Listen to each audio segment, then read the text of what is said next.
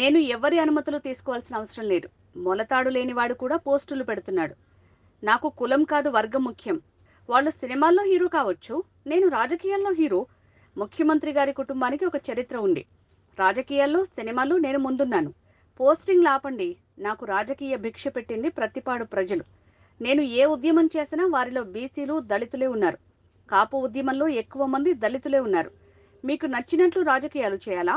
ఎందుకు చేయాలి? పెద్దలకు చెప్తున్న పోస్టులు పెట్టొద్దు అని చెప్తున్నా అని ముద్రగడ అన్నారు. పోస్టింగ్లు ఎప్పటికి కూడా చెప్పుకుంటాను. నా నా రక్తం ఎర్రగా ఉన్నంత కాలం నా భిక్ష, మా రాజకీయ భిక్ష పెట్టింది మా పత్తిపాడు ప్రజానికి చెప్పుకుంటాను. ఎవరు భిక్ష కాదు, వారి భిక్షతోటి ఉద్యమాలు చేశాం. ఎప్పుడు ఏ ఉద్యమం చేసినా కూడా బీసీలు, దళితులే ముందు ఉంటారండి. సైకిల్ ర్యాలీ చేశారండి. 6,000 మంది సైకిల్ ర్యాలీలో 4,000 మంది బీసీలు, దళితులండి, గిరిజనులు, ఇతర కులాలు. 2,000 మందే కాపులు. కాపులు ఇచ్చిమేటి, ఈ 4,000 మంది ఇతర కులాలు ఏంటి అని ఆశ్చర్యపోయారండి. నాకు ఇప్పుడు ప్రోత్సాహం వీళ్ళే. అయ్యా, వారు 5 సంవత్సరాలు ఎక్కడున్నారో ముందు చెప్పమని చెప్పండి సార్. నన్ను ప్రశ్నించే ముందు చంద్రబాబు నాయుడు గారి పాలనలో 5 ఇయర్స్ ఎక్కడున్నారు, ఏ మడుగులో దాక్కున్నారు? ఓకే.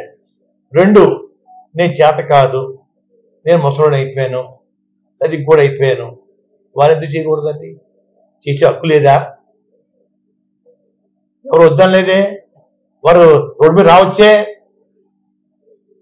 వారు రాకుండగా నన్ను ఎందుకు చేయలేదు నువ్వు ఆయన చెప్పడానికి? ఆయన ఎవరు? ఆయన సంబంధం ఏంటి? ఎప్పుడైనా ఈ ఉద్యమం గురించి ఎప్పుడైనా ఒక సానుభూతి ఉత్తరం రాశారా? సానుభూతిగా ఎప్పుడైనా వచ్చారా? కుటుంబాన్ని, మా కార్యకర్తల్ని, జాతినంతా అవమానించినప్పుడు, లాఠీలతో కొట్టినప్పుడు, బూడికాలతో అనిచేసినప్పుడు ఎప్పుడైనా మీరు బయటకు వచ్చారా? రాజకీయాల హీరోని, అంత పెద్ద హీరో కాబట్టి చిన్న హీరోని, వాళ్ళు పెద్ద హీరోలు అవ్వచ్చు. ముఖ్యమంత్రి గారి దగ్గర ఎందుకు వెళ్తున్నాడు, మా నాయకుడి దగ్గర ఎందుకు రాలేదు అని కామెంట్స్ పెడతా ఉన్నారు. ముఖ్యమంత్రి గారు కుటుంబానికి ఒక చరిత్ర ఉంది. వాళ్ళ తండ్రి గారు రాజశేఖర రెడ్డి గారండి ఎమ్మెల్యే, ఎంపీ, మంత్రి, ముఖ్యమంత్రి చేశారు. జగన్మోహన్ రెడ్డి గారు ఎమ్మెల్యే, ఎంపీ, ముఖ్యమంత్రి చేస్తా ఉన్నారు. వారు పెద్దను పంపించారండి. మిథున్ రెడ్డి గారిని, కాకినాడ ఎమ్మెల్యే చంద్రశేఖర రెడ్డి గారిని, కాకినాడ ఎమ్మెల్యే గీత గారిని, మాజీ మంత్రి, ప్రెసిడెంట్, పార్టీ ప్రెసిడెంట్ కన్నబాబు గారిని పెద్దలు పంపించి దాని పార్టీలోకి ఆహ్వానించారండి. నేను సంతోషంగా అంగీకరించాను. వస్తాను, వెళ్ళానండి. అలాగే వెళ్తున్నారు కదా, మా దగ్గర అంటున్నారు. ఇది ఏంటి పొడుగు, ఏంటండి ఇందని? ఆయన సినిమా ఫీల్డ్ గొప్పవాడితే అవ్వచ్చు, రాజకీయాలు నేను గొప్పవాడిని. గతంలో చంద్రబాబు నాయుడు గారండి లోక్సభ రావాలి, వచ్చాడితే నేను సర్వీస్ చేస్తాను. ఆయన సినిమాలు చెప్పారు, మీరు సినిమాలు హీరో, రాజకీయాలు నేను హీరో. నేను వాళ్ళ పిచ్చం కోసం వెళ్ళను సార్. రాజశేఖర గారి కుటుంబం చరిత్ర గారి కుటుంబం, చంద్రబాబు నాయుడు సీనియర్ రాజకీయవేత్త. వాళ్ళ దగ్గరికి వెళ్ళారు, బాలయ్య గారు ఆహ్వానం మేరకండి, వీరి దగ్గరికి వచ్చాను అంతే తప్ప వారి దగ్గరికి నేను వెళ్ళాను. వారు వచ్చి అడిగితే నేను చేస్తాను, వెళ్తాను. ట్రైనింగ్ ఇవ్వడం కోసం నేను అనుకున్నాను సార్. ఏ ఆశ లేకుండా మీ పార్టీలోకి వస్తున్నాను, మీ పార్టీ బలపెట్టిన ప్రయత్నం చేస్తాను.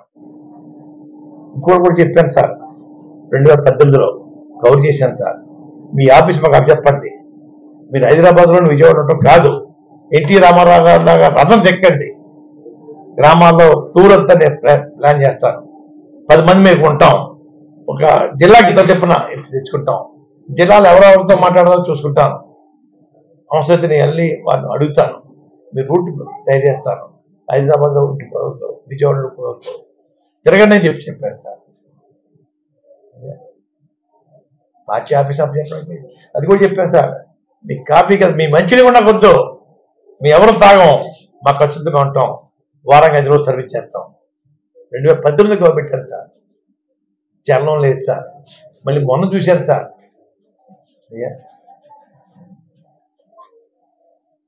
కోరుకుంటున్నాను, తప్పుడు పోస్టింగ్ పెట్టకండి. మాకు మనోభావాలు ఉంటాయి. నేను మీకు చెప్పిన ప్రకారం నేను రాజకీయం చేయాలా? ఎందుకు చేయాలా? చేయమని అడగడం మీకేమక్కుంది అడుగుతా ఉన్నాను. దయించి ఆపండి. చంద్రబాబు నాయుడు గారు ముఖ్యమంత్రి చేశాడు, ఆయన వెళ్ళాను, రాయబారం చేస్తే వెళ్ళానండి.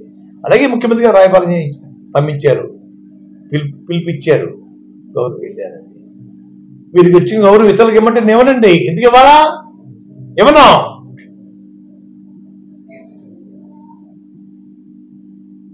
దయించి ఇటువంటి ప్రోత్సహించొద్దని ఆ పెద్దలకు నేను మీ ద్వారా కోరుకుంటా ఉన్నాను.